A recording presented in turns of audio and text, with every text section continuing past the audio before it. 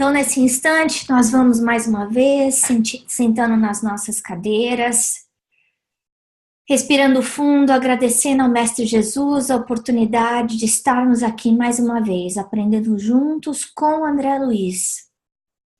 Esse livro tão importante que nos mostra mais um pouco da realidade no plano espiritual e aqui no plano material.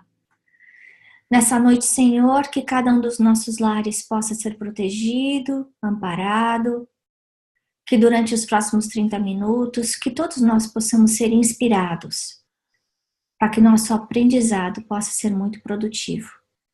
E assim nós vamos acompanhando a Carrie na prece inicial em inglês.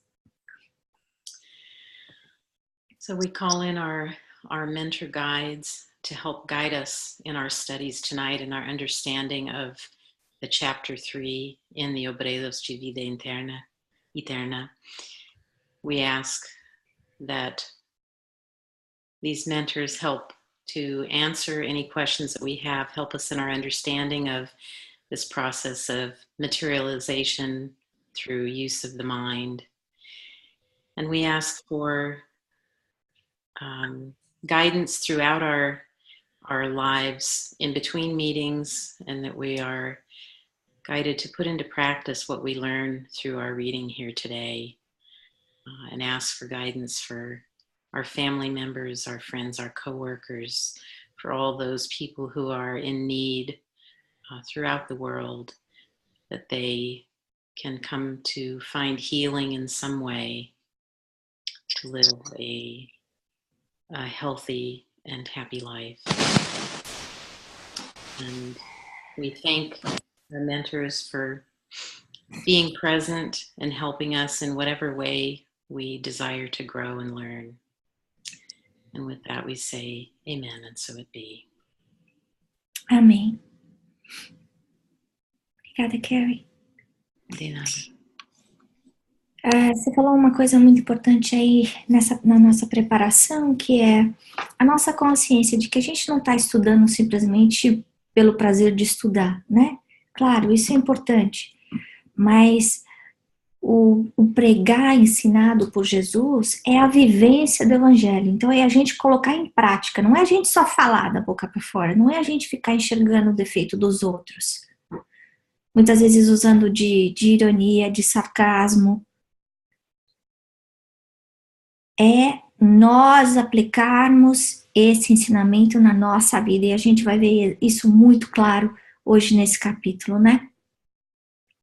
Então a gente vê que eles estão no Santuário de Bênção, que é um lugar especial, onde eles conseguem se ligar com os mentores, com os espíritos de esferas muito mais elevadas do que a deles.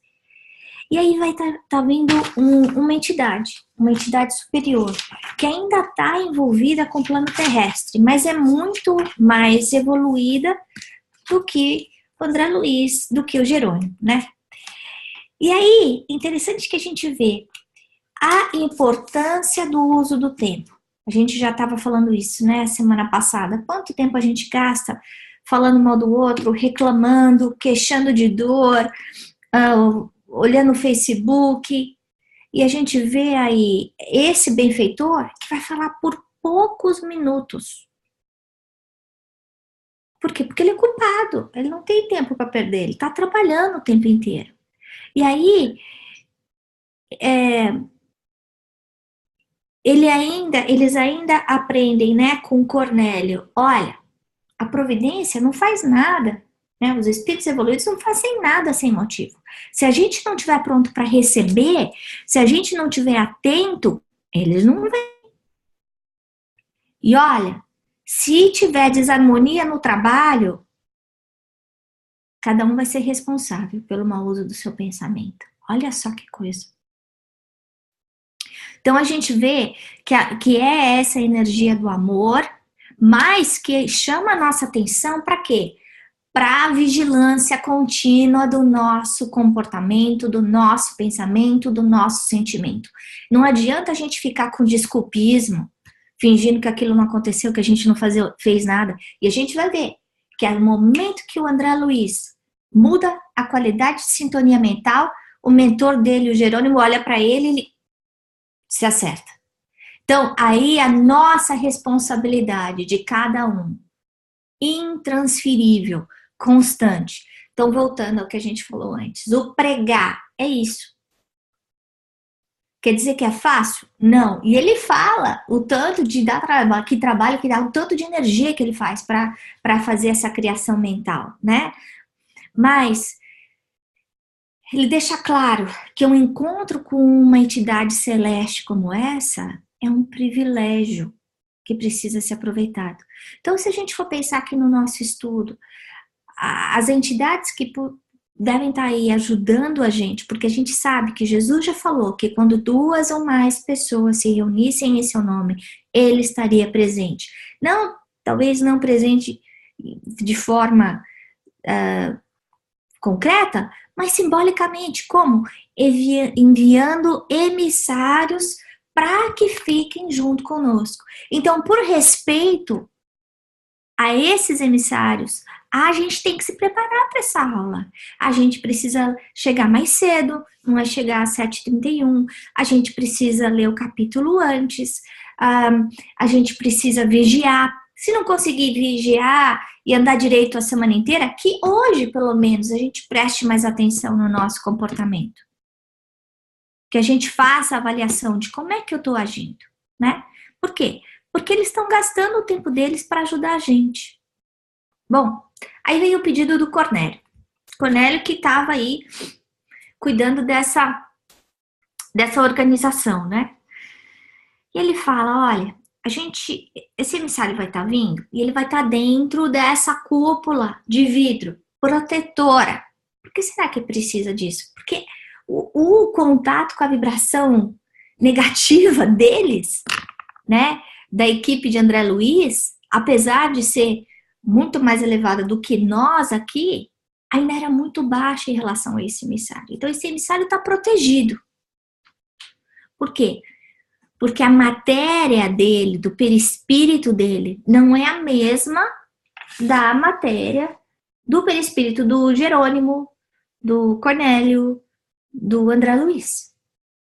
À medida que a gente vai evoluindo, a matéria se torna mais sublime, né? E aí ele fala assim, então, dentro dessa área, a gente vai criar uma paisagem. Mas criar como? Com o nosso pensamento. Então, dentro do meu lar, significa que eu consigo criar uma paisagem? Consigo. Dentro do meu quarto eu consigo. Como? Não, se antes de dormir eu fico assistindo filme de terror, filme de guerra, filme de baixa qualidade, de instinto, de paixão, essa é a matéria mental que eu vou dormir junto. Essa é a matéria mental que eu estou impregnando o meu lar. Nesse caso, o que a gente vê o Cornélio pedindo é, eu quero que vocês pensem nesse quadro lindo, de águas tranquilas, onde existe um lago, uma árvore frondosa, um céu azul, gramas e flores, onde o lago representa a paz e a árvore representa a vida. Então, quer dizer, para receber esse emissário, precisa de 2 coisas, né? É essa a simbologia da vida eterna, dessa árvore que dá frutos o tempo inteiro, mas que está envolta por um lago de paz. A paz do lado de fora? Não, a paz do lado de dentro também. Tá? E aí, ele pede um esforço constante, atento, fervoroso. Então, muitas vezes a gente escuta, mas reforma íntima é muito difícil, eu não consigo, eu nasci assim, eu falo mal mesmo, eu reclamo, eu sou deprimida, eu sou brava, eu sou explosiva. Reforma íntima é responsabilidade nossa, quem controla a minha conduta sou eu mesma. Eu não posso colocar o meu equilíbrio no equilíbrio do outro, né? Então, aí o que ele fala para os emissários, é para vocês terem atitude firme de serenidade e respeito. Então aí a gente vê mais uma vez a posição forte. Por quê? O poder moral que esse moço tem, que esse benfeitor, o Cornélio, tem. Olha, eu vou estar fazendo a árvore. Eu quero que vocês cuidem do resto. E aí, André divide o esforço que está sendo para ele pensar. E a gente sabe, para quem faz a meditação, a dificuldade que é, muitas vezes, da gente acalmar a mente. Quando a gente vai deitar e a gente está agitado, a cabecinha da gente não para. E o tempo inteiro a gente está criando. E quando a gente está com um problema, muitas vezes a gente fica só pensando, ai meu Deus. Então, qual é a energia que a gente está usando? E essa energia cansa. Esse pensar continuamente, quando a mente da gente é que nem um macaquinho que fica pulando de galho por galho, isso é desgaste físico e psicológico para a gente. Nesse caso, o esforço, o trabalho é no pensar bem. E a gente vê que o André vai indo muito bem, e de repente, no final, ele vê aquele jardim e lembra da família dele, da casa dele, sente saudade da terra e ele pensa, puxa vida, por que será que a gente está aqui tão longe e a gente continua apegado àqueles que a gente encontrou na terra? Olha só, outro ensinamento interessante, né? Porque quando as pessoas partem para outro plano, quando elas morrem, a gente fica sempre egoisticamente só falando, ai, porque eu sinto saudade da minha mãe, do meu pai, da minha avó, do meu avô. E eles? Sentem muita saudade da gente também.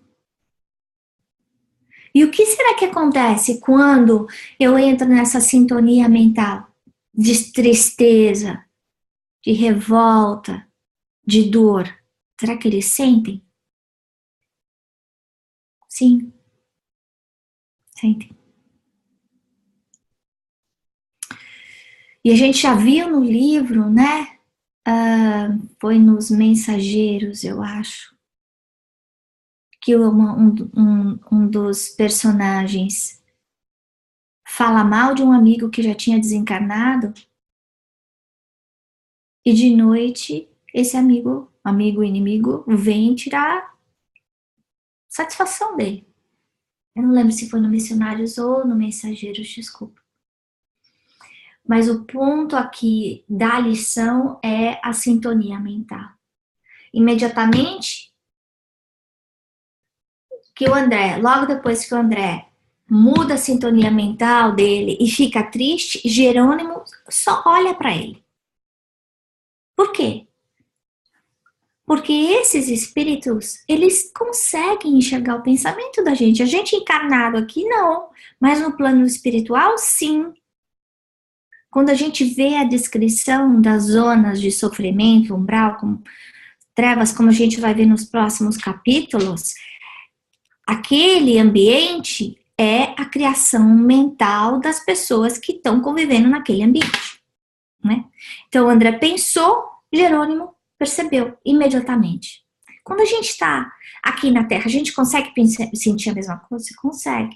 Tem um monte de gente, até na segunda-feira uma pessoa veio falar comigo, falando, puxa vida, às vezes eu vou para um lugar e eu saio tão cansada. É isso.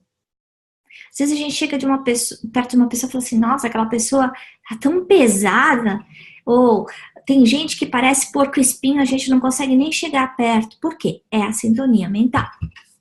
E quem tem mais sensibilidade, mais mediunidade, tem capacidade de sentir essa qualidade, mas no plano espiritual de uma forma muito mais intensa.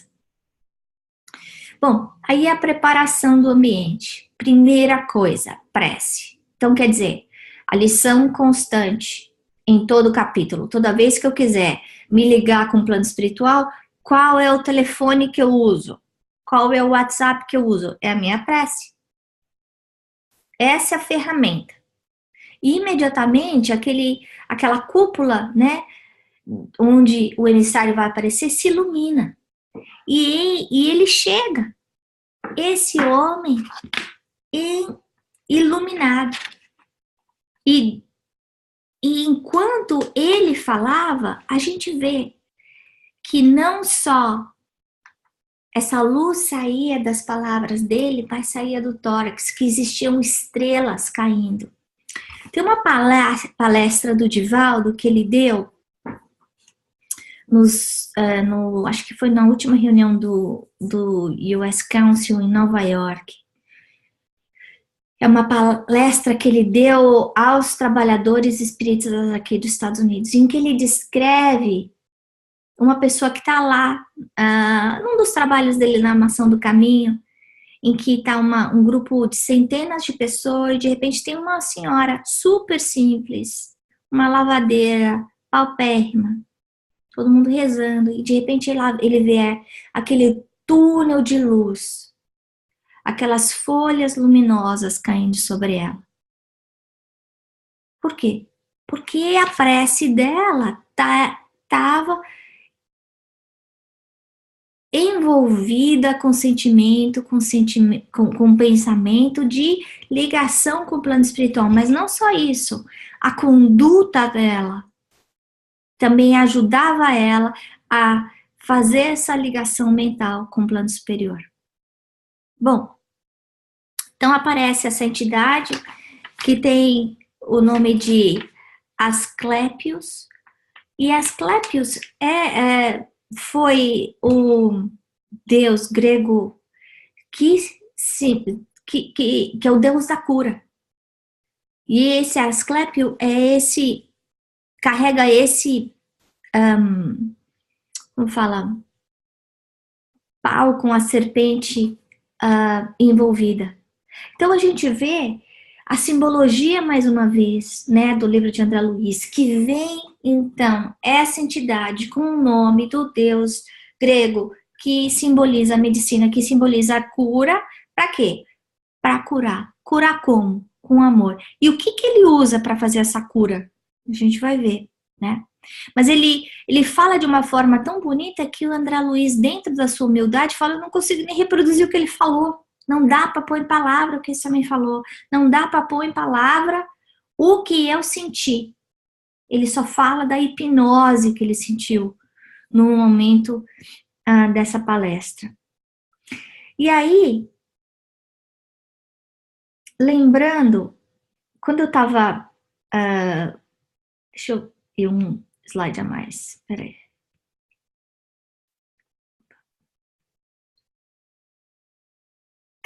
Quando... Interessante, não tá faltando uma... Deixa eu só ver uma coisinha aqui. Eita, acho que eu apaguei um slide, sem querer. Quando o Asclepio tá falando, depois que ele termina, tem 4 pessoas que fazem pergunta para ele. A primeira pergunta, deixa eu olhar aqui nas minhas anotações. A gente vê que é da Semprônia, que é quem vai estar ajudando as crianças órfãs. E ela fala: como é que a gente pode dar ânimo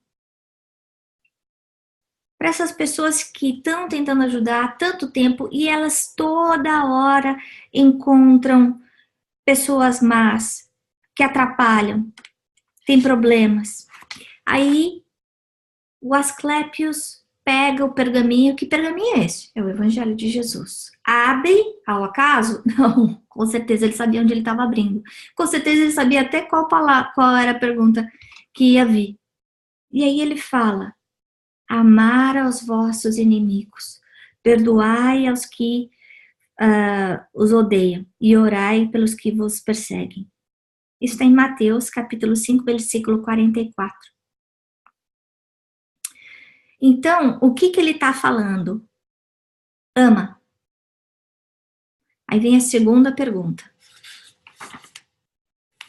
que é de um dos trabalhadores que vai ajudar os loucos, que fala, olha, eu estou trabalhando com essas pessoas que são da seara do bem, que têm obrigação evangélica, mas ó, tem tanta fofoca, tem tanto diz que me disse, tem tanta rixa, sectarismo.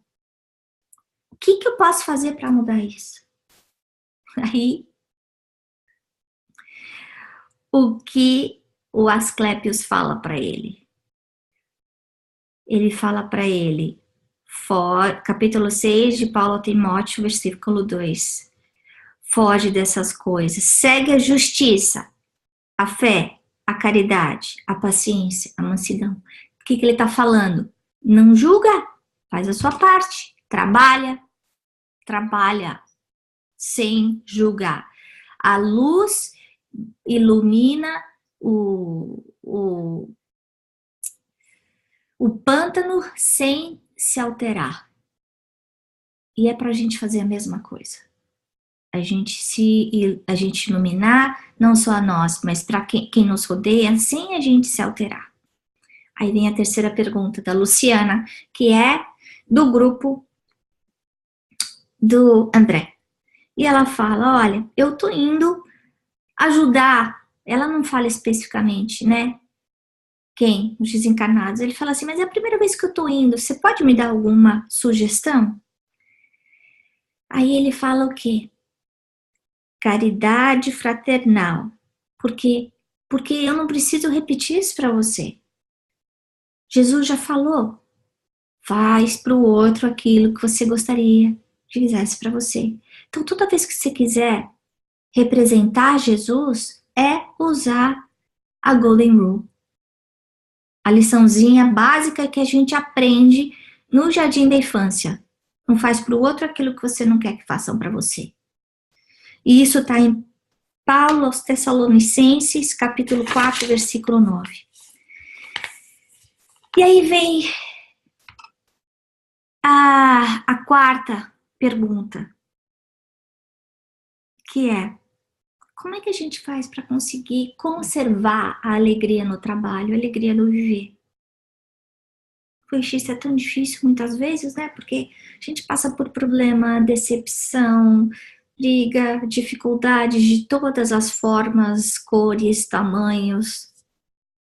Todo mundo passa. Jesus passou. Paulo passou. Todo mundo, Pedro passou. Francisco de Assis passou. Né? Por que a gente não vai passar? A gente é especial? A gente é melhor? Eu não mereço? Né? Então tá. Qual que é a resposta dele? Isso está em Paulo aos Tessalonicenses, capítulo 5, versículo 16. Regozija-se sempre. Então é para a gente ter o quê? Gratidão. Para a gente ter o quê? Gratidão como? Como é que eu vou agradecer se eu estou sofrendo? Como? Tendo fé. Fé que Deus sabe o que faz. Fé que Jesus está no leme. Acreditando que tudo que acontece com a gente é para o nosso benefício, é para o nosso aprendizado. Espera aí, Nana, como é que você pode falar para mim que eu estou sofrendo, que eu estou com câncer, que eu perdi a minha família, perdi meu filho, isso é para o meu bem? Gente, tem coisas que é difícil a gente entender e explicar, e eu não tenho essa capacidade. A mensagem aqui do Asclepius é: confia. Entrega a Deus. Continua trabalhando com alegria. Tem paciência com os outros, tem caridade, perdoa. E tenta melhorar sempre. Quando eu vi essas 4 perguntas, eu me lembrei da conversa de Abigail com Paulo no livro Paulo e Estevão, não sei se vocês se lembram, que quando Paulo lá tá sofrendo, tá na lona, tá assim, cansado de tanto sofrimento, né? Ele tá indo lá para Roma e ele sabe o sofrimento que ele vai passar depois, que estava sendo perseguido, queriam acabar com a vida dele. Aí ele sonha com a Abigail, que era o anjo da vida dele. E a Abigail fala 4 coisas para ele. perdoa, ama, trabalha e espera. Que é exatamente a mensagem que a gente está ouvindo aí do Asclépios. Perdoar os inimigos, amar sempre, sem julgar, continuar trabalhando com alegria e esperar e ter fé. Quando a gente tem fé, a gente sabe esperar. Sem ansiedade, sem angústia, sem tristeza, né? Aí outra coisa acontece que me chamou a atenção, que é, ele vai embora, aí aquela paisagem desaparece. E aí André Luiz fala assim, nossa mãe, mas esse homem é tão evoluído, né? Me conta um pouquinho mais dele. E aí ele comenta, sim, ele é mais evoluído. Mas ele ainda faz parte da orbe terrestre, ele ainda faz parte dos espíritos que gerenciam a Terra. Aí eu me lembrei de um outro livro que é esse A Caminho da Luz, que é muito interessante no capítulo, acho que no primeiro capítulo, a gente vê Emmanuel falando da hierarquia dos espíritos de esfera crística. A gente imagina que depois que a gente vira Cristo, que é a perfeição relativa super alta, a gente já vê que tem o Cristo Júnior, o Cristo Médio, o Cristo Sênior. E se existem espíritos de esfera crística como Jesus que estão cuidando aí do nosso planeta, existem outros que cuidam do nosso sistema solar, existem outros que cuidam da Via Láctea, existem outros que cuidam de outras constelações juntas. Então essa evolução, ela sempre é progressiva, mas sempre relativa. Por quê? Porque a perfeição absoluta é a única de Deus. Ao mesmo tempo, a gente vê, André Luiz pergunta, eu não me lembro em qual livro isso está, a Emmanuel, mas aí me conta, como é que é a relação de Jesus com Deus? E ele fala, não dá nem para explicar para você, você não vai entender. É que nem eu tentar explicar a teoria da relatividade em detalhe, com todas as equações de Einstein para o meu cachorro. Não vai entender, não vai. Precisa aprender mais, né?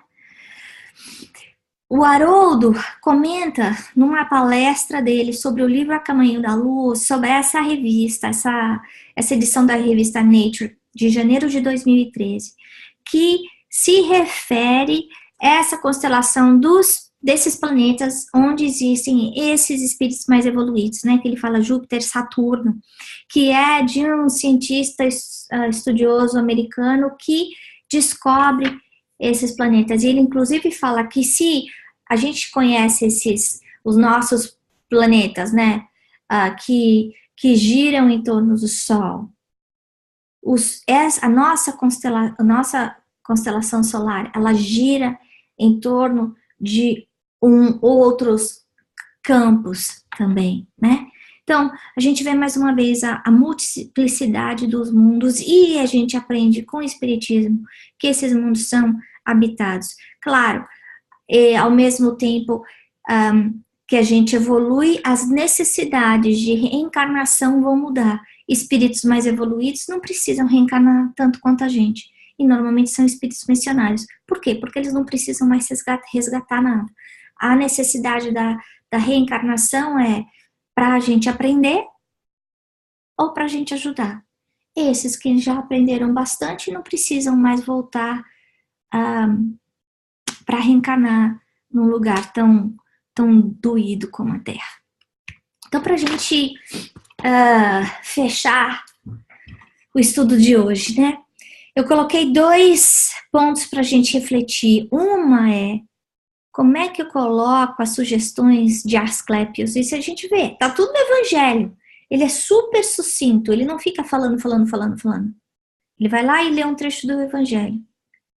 Como é que eu consigo aplicar isso no meu dia a dia?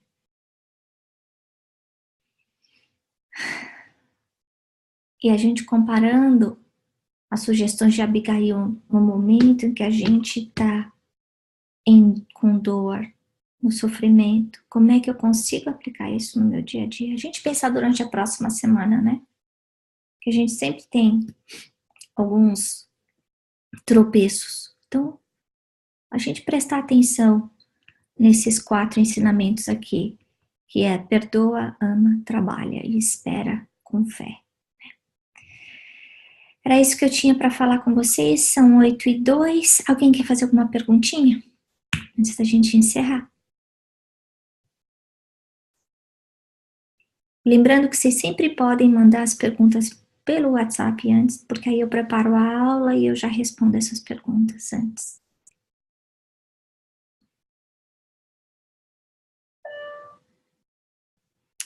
Então tá bom. Então vamos encerrando. Daisy, você faz a prece final pra gente, por favor? Faço sim. E vamos mais uma vez, encerrando nosso estudo, agradecendo a espiritualidade, pela inspiração, a Ana, pela inspiração recebida por cada um de nós, no aprendizado de mais essa lição.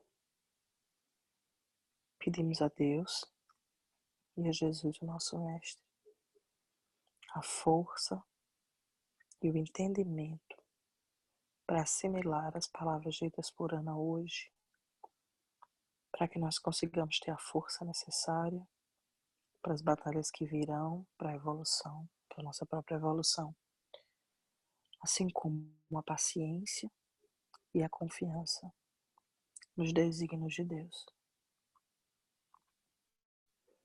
Que nós venhamos a nos conformar cada vez mais, que o nosso futuro está nas nossas mãos com o amparo da espiritualidade e que fique cada vez mais claro em nossa vida a presença dos nossos mentores ao redor de nós e a necessidade de elevação dos nossos pensamentos, palavras e atos, para que eles possam ter uma influência maior sobre a nossa vida, no sentido de nos ajudar, de nos inspirar, tornando a nossa evolução, tornando a nossa caminhada um pouco mais leve.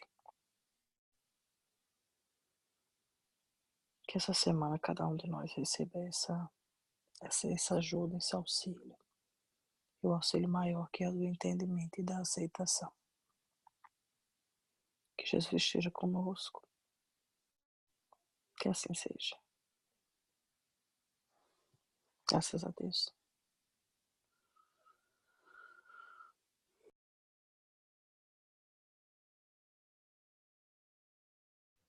Obrigada, meninas. A gente se vê semana que vem. Vamos aí pensar nessas liçõezinhas aí que a gente aprendeu hoje. Que vocês tenham uma semana de muita paz, tá bom?